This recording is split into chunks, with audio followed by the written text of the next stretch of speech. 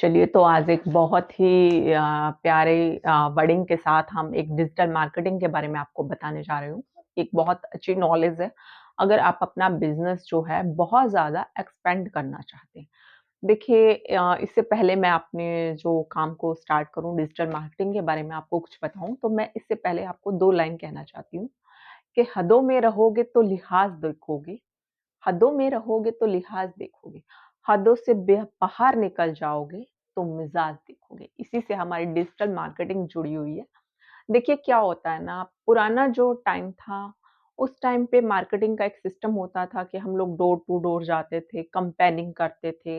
Even then आपका कोई product है, उसकी नॉलेज जाकर कस्टमर के पास उसको बताते थे क्योंकि उस एक टाइम ऐसा था जहाँ पर जो है मार्केटिंग करने के लिए हमारे पास जो है डिजिटल मार्केटिंग का तो नामो-निशान ही नहीं था। यहाँ तक कि जो है मीडिया की मैं अगर बात करूँ, तो प्रिंट मीडिया भी बहुत ज़्यादा अवेयर नहीं था। आफ्टर दैट एक टाइम था ऐसा कि जब लोगों को मार्केटिंग करने में बहुत ज़्यादा प्रॉब्लम फेस करनी पड़ती थी। अब एक ऐसा टाइम आ गया है जहाँ पर मार्केटिंग करने के लिए ना आपको किसी के घर नहीं जाना, डोर टू डोर सर्विस करने की ज़रूरत नहीं है। यहाँ तक कि आपको पेपर में, प्रिंट मीडिया में बहुत ज़्यादा एड देने की ज़रूरत नहीं है। इट मीन्स एक ऐसा टाइम आ गया है कि जहाँ पर आप अपनी कम से कम इन्वेस्टमेंट में आप अपने आप को, एक अपने करियर को, अपने बिज़नेस को बूस्ट कर सकते हो। तो अब हम यहीं से स्टार्ट होते हैं, बैकग्राउंड में ना जाते हुए हम सीधा स्क्रीन के जो मेन चीज़ है, डिजिटल मार्केटिंग के बारे में मैं आपको नॉलेज देने जा रही हूँ। देखिए डिजिटल मार्केटिंग क्या होती है? एक ऐसा नेटवर्क बिल्ड करना है कि जहाँ पर हम अपनी छोटी से छोटी और बड़ी से बड़ी चीज़, चाहे वो हमारा कोई प्रोडक्ट है या हमारी सर्विस है। मतलब 2 ही चीज़ होते हैं, या तो हमें कोई प्रोडक्ट सेल करना होता है या कोई सर्विस सेल करनी होता है। प्रोडक्ट के तौर पे एग्ज़ाम्पल जैसे कि कोई किसी को मोबाइल सेल करना है, किसी को कंप्यूटर सेल करना है, किसी को कपड़े सेल करने हैं, प्रोडक्ट कुछ भी हो सकता है। ठीक इसी तरह से जो सर्विस है, सर्विस कुछ भी हो सकती है, जैसे कि किसी को एजुकेशन देनी है, किसी को ह्यूमर करना है, किसी को पोएट्री करनी है या फिर किसी को कोई टेक्निकल नॉलेज देनी है, तो अलग-अलग तरह के जो है फ़ील्ड है, हर किसी की अपनी सजेस्ट की हुई। आप किसी भी चीज़ की फ़ील्ड को लेकर डिजिटल मार्केटिंग कर सकते हैं। अब देखिए डिजिटल मार्केटिंग करने के लिए आपको क्या चाहिए?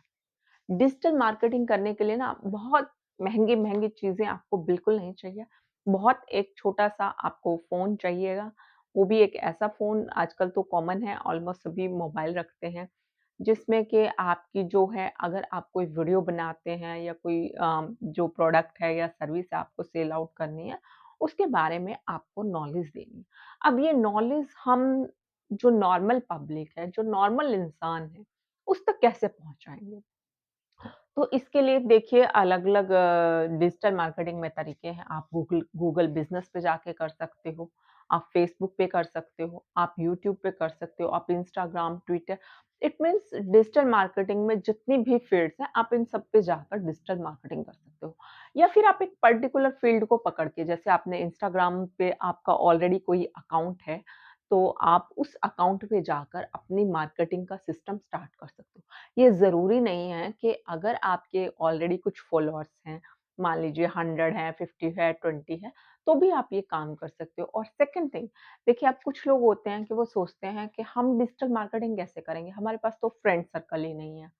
इवन देन कोई फॉलोअर नहीं है, नो प्रॉब्लम आप इस चीज़ का भी सॉल्यूशन है, आपको करना क्या है? देखिए, आप जो भी काम करते हैं ना, उसमें अपना बेस्ट देने की कोशिश करें। आप एक डेली रूटीन में अपना सिस्टम बना लें कि मुझे डेली रूटीन में इतना वर्क करना है। सपोज़ अगर कोई एजुकेशन से रिलेटेड टॉपिक है, आप उस टॉपिक को कंप्लीट क्लैरिफ़ाई कीजिए। उतना क्लैरिफ़ाई तो ज़रूर कीजिए, जो कि सामने वाले को ईज़िली समझ में आ सके।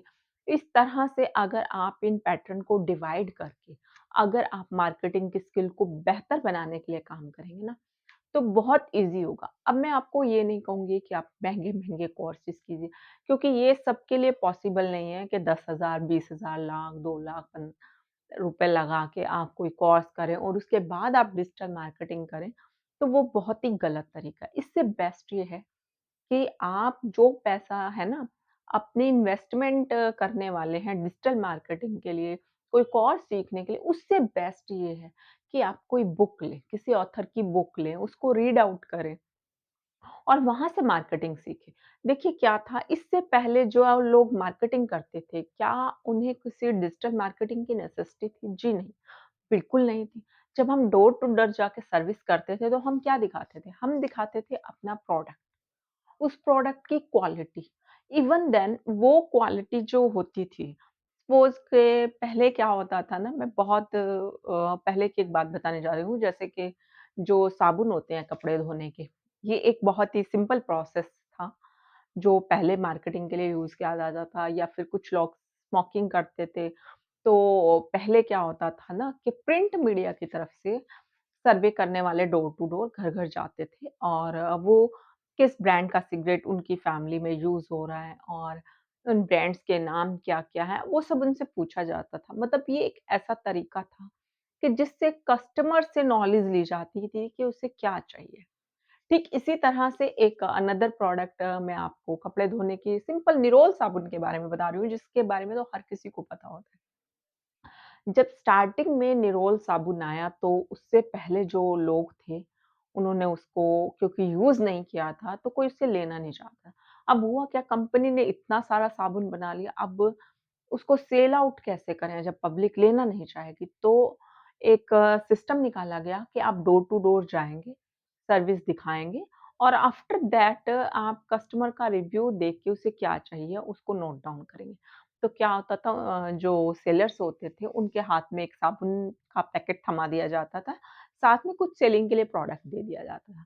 अब सपोज़ जैसे कि मैं डोर टू डोर सर्विस के लिए जा रही हूँ, तो मैंने एक साबुन लिया और साबुन लेने के बाद मैं जैसे कस्टमर का डोरबेल नॉक करती हूँ, तो क्या होता था, हमने 10 डोरबेल नॉक किए, 10 में से मान लीजिए 7-8 डोरबेल नॉक करने पे कस्टमर आपको रिस्पॉन्स नहीं दे रहा है, तो वहाँ पे आपको रुकना नहीं, आपको 9th 10th घर में जाना, उसके बाद क्या होगा?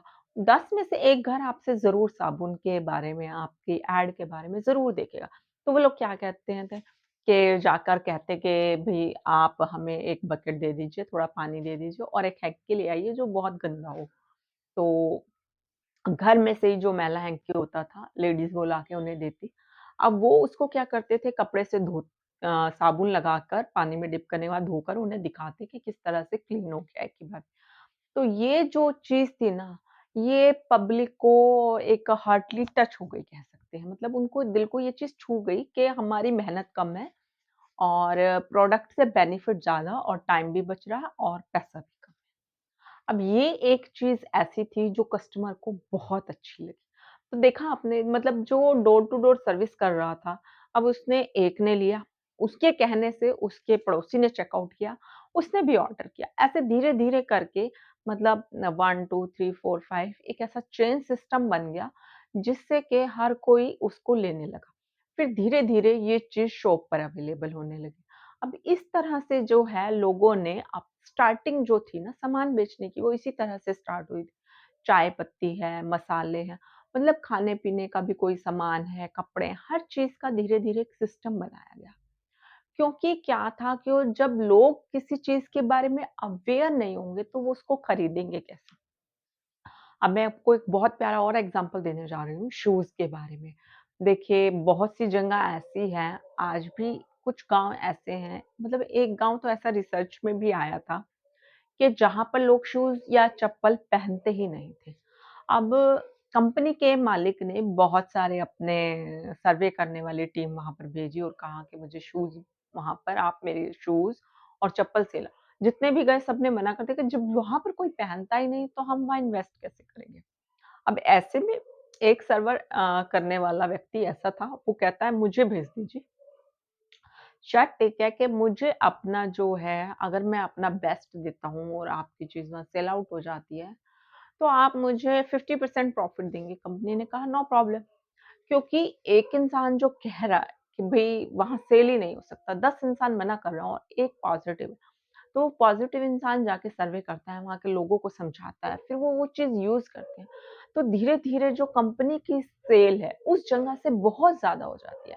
तो आपने देखा, मतलब उसका जो पॉज़िटिव एटीट्यूड था और जो उसका काम करने का तरीका था, उससे कंपनी को बहुत बेनिफिट हुआ। तो ये मार्केटिंग के अलग-अलग फंडा थे। वहाँ पर जो था ना मार्केटिंग जो की जा रही थी, वो एक मार्केटिंग ऐसी मार्केटिंग थी जहाँ पर हम लोगों को दिखा रहे थे, समझा रहे थे, उनको चीज़ यूज़ करा रहे थे और जब कोई इंसान किसी प्रोडक्ट को, किसी सर्विस को यूज़ कर लेता है ना, तो वो उसका क्या बेनिफिट है, क्या लॉस है, दोनों चीज़ें जान जाता है। तो इसको कहते हैं मार्केटिंग। मार्केटिंग ठीक इसी तरह से अगर आप डिजिटल मार्केटिंग के बारे में अगर जानना चाह रहे हैं, तो वहाँ पर भी अपने प्रोडक्ट की नॉलेज, अपनी सर्विस की नॉलेज जितनी हो सकती है ना, बहुत ज़्यादा से ज़्यादा देने की कोशिश करो। क्योंकि अगर आपने एक पॉइंट भी मिस कर दिया ना, तो इसका मतलब है कि आपका मार्केटिंग लेवल डाउन आ जाएगा। यहाँ पे जो आपका स्कोर है 100 में से 1 हो सकता है और 1 से 100 आपको कैसे करना है आप समझ गए होंगे। तो इस तरह से अगर आप डिजिटल मार्केटिंग करेंगे, फिर जब धीरे-धीरे आपका क्राइटेरिया बढ़ जाए, तो आप अपने डिजिटल मार्केटिंग पर ऐड लगवाना शुरू करें।